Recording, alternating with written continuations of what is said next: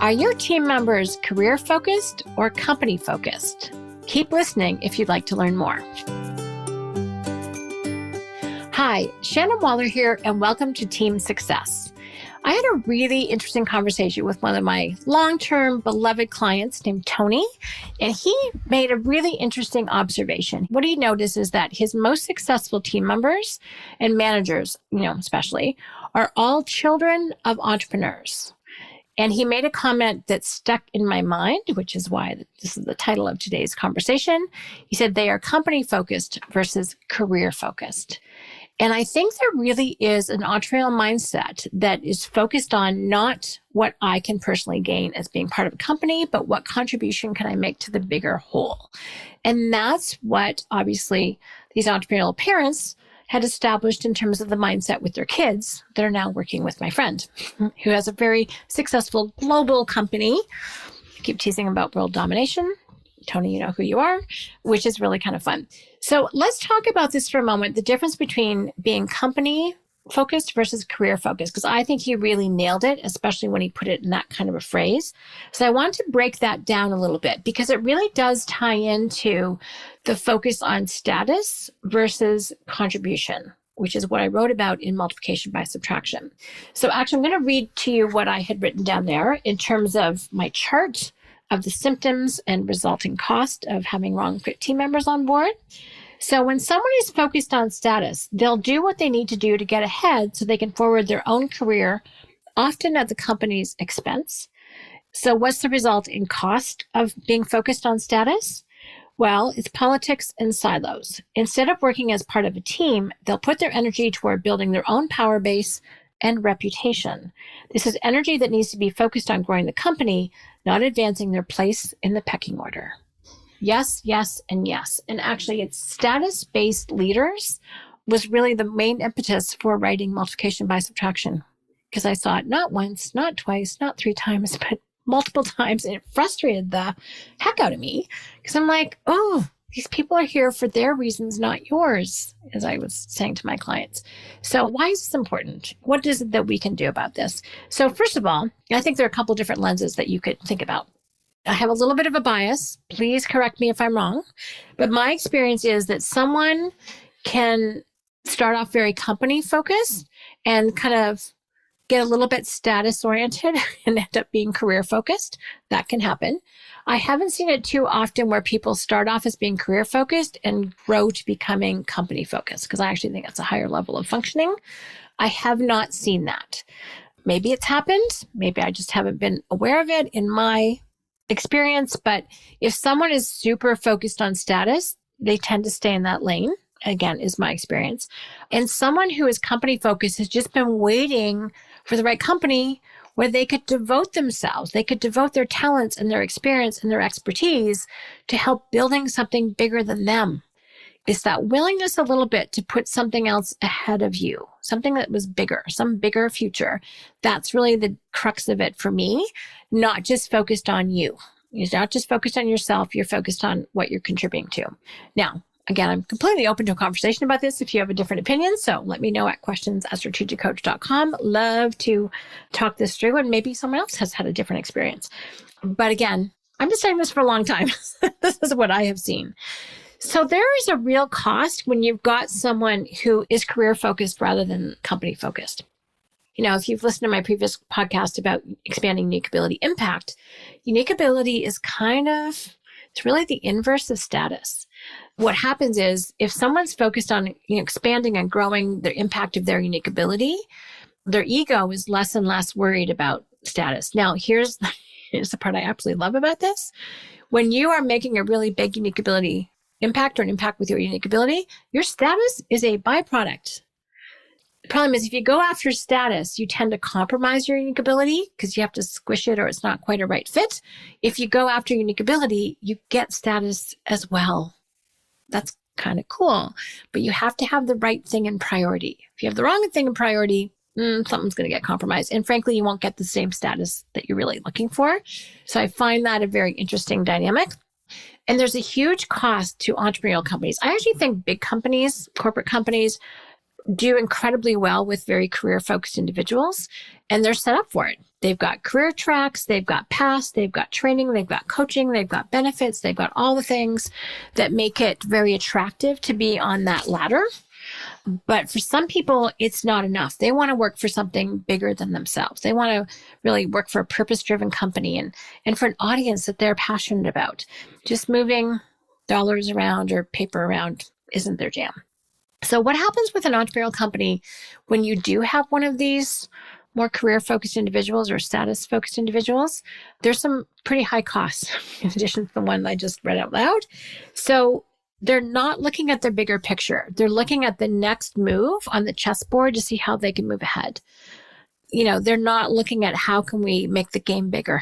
They're looking at how can they win a particular move because the game is very static for them. They also build kingdoms. They consolidate power. They try and get people on their side, at least to politics, politics and silos, as I mentioned. So that's time consuming. As I said before, that's energy that actually gets subverted from growing the overall big company into getting themselves ahead. It's not actually moving the company ahead. And that's the problem. And the other thing it really creates is for those people who are very company focused, creates a lot of friction and a lot of drag.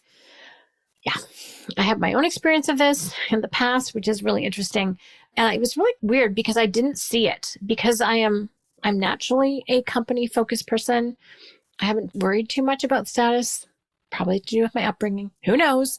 Just wasn't that much part of my makeup. By the way, I'm very independent minded. So I always wanted to be in leadership roles so that no one told me what to do. That's actually my impetus for being successful and having a certain level of authority and freedom in a company. But it wasn't so much from a career standpoint in terms of having a status or a title. I could care less. I've made up most of my titles throughout my career, and I change them regularly just for fun. But for me, I just set it and forget it. I am for the company. I am for where we're going. I'm completely in alignment with our values and who our clients are. I think we have the very best clients on the planet, and I love our team. So for me, it's not a big deal. And I'm just trusting that I'll be taken care of in that process and that, I will get the status rewards and stuff commensurate with my contribution. And I work with people where that's actually true. So for me, it's not an issue, which is kind of funny. But I've had conversations with people who were turns out, envious of me, of other people, because the other people perceived that the others around them had greater status that they wanted, but they couldn't figure out how to get there. And the irony was that I didn't care about the status, but I was there. So there's a lot of friction, a lot of emotion, a lot of just not being focused on the result, frankly. So it's just time consuming for everyone involved. I don't want to make anyone wrong necessarily in this. I just know that companies function better, entrepreneurial companies function better if you can have people who are company focused. Now, one of the things that they need to do is make sure they're working for the right company. This is absolutely vital. They may have to kiss a few frogs before they find their prince or princess.